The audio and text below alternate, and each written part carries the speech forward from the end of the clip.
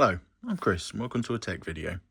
Today I'm going to take a look at the Machinist B450M-AM4-K ADM motherboard for AM4 socket processors. This is available for a really cheap price on AliExpress currently as a brand new board delivered to the UK at £47.61, which is a pretty good deal for a new B450 motherboard. Supports Ryzen CPUs from 1st series to the 5th series. Has 4 DDR4 RAM slots and dual NVMe slots for M.2 SSDs. Also has HDMI, VGA and DisplayPort connectors for the onboard graphics for certain Ryzen chips. This board came to me really quickly from AliExpress, arriving here in less than a week. It arrives in this fairly generic looking packaging. There's not much information about the board on it at all, but it does emphasise the gaming series and esports capabilities they claim for this board. If we open up the box, fairly simple package. I/O gasket for the back of the case. One SATA cable included. And here is the board itself.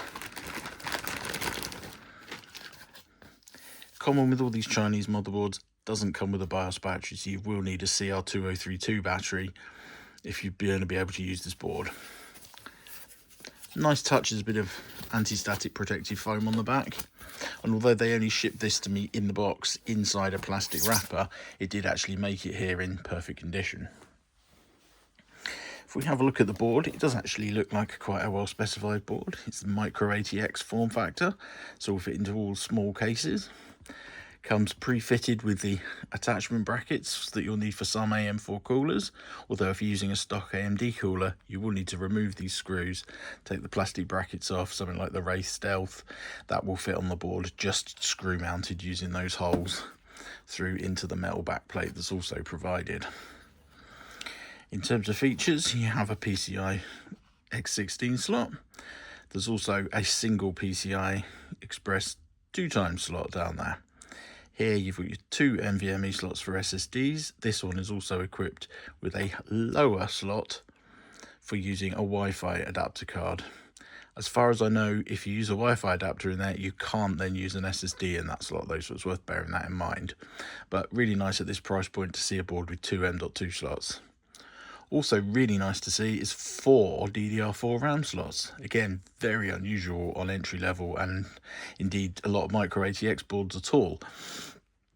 Quite handy in the current RAM pricing situation that you can make use of smaller memory modules that maybe you've already have to build up a decent amount of memory using all 4 RAM slots. Got your AM4 CPU socket, fairly standard. Nice stack of, what's that, 6-channel VRM, so it's not a massively powerful board, but it'll be good for some of certainly the more lower power Ryzen CPUs. Moving around to the back of the board, let's take a look at the rear I/O. You have a total of 6 USB ports, 2 USB 2, 2 USB 3 and another USB 2. Ethernet jack, standard audio jacks, and then you have your collection of 3 connectors for onboard graphics if you're using a Ryzen that's equipped with onboard graphics, giving you HDMI, DisplayPort and VGA connectivity to make use of those features if your chip is using them. If you don't have a chip with built-in GPU capabilities, obviously those ports will not be usable. Looking further again onto the board, reasonable set of I/O available on the board. Front panel audio connector, COM port connector, fan connector, USB 3.0 front panel connectors, 2 USB 2.0 front panel connectors, and your standard front panel connections for LEDs, for your hard drive and power, for a reset button and also for the power button. Also offers 4 SATA ports for older-fashioned SATA drives, standard power connectors for the CPU and the board itself, and there's 2 further fan headers up here, another system fan and of course the CPU fan connector. There's not much else in terms of I/O on the board, so it doesn't have features like integrated RGB or anything like that. It does call a little bit into question its gaming or esports credentials.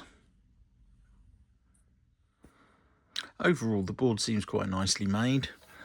It looks reasonable enough if you're using it in a case. I think I prefer this to the other B450 Machinist board that's been around for a bit longer, which is white and with black printing on it. But I think this one would probably looks a bit better if you're going to put it in some sort of gaming style case where you can actually see the board. Looks to have quite good quality parts. The capacitors look decent. Soldering all looks nice. Nothing visually stands out as making the board look low quality or cheap. Even on the other side, again, good quality looking soldering. Just looks like a normal board, really. Printing's quite nice and clear, easily labelled for what the connectors do. What the pinouts are for the front panel connector is a bit of a guess, although they are colour coded. And if you look really closely, they are actually labelled, but it's very small and quite hard to read. But generally, there shouldn't be any problem, certainly for an experienced builder.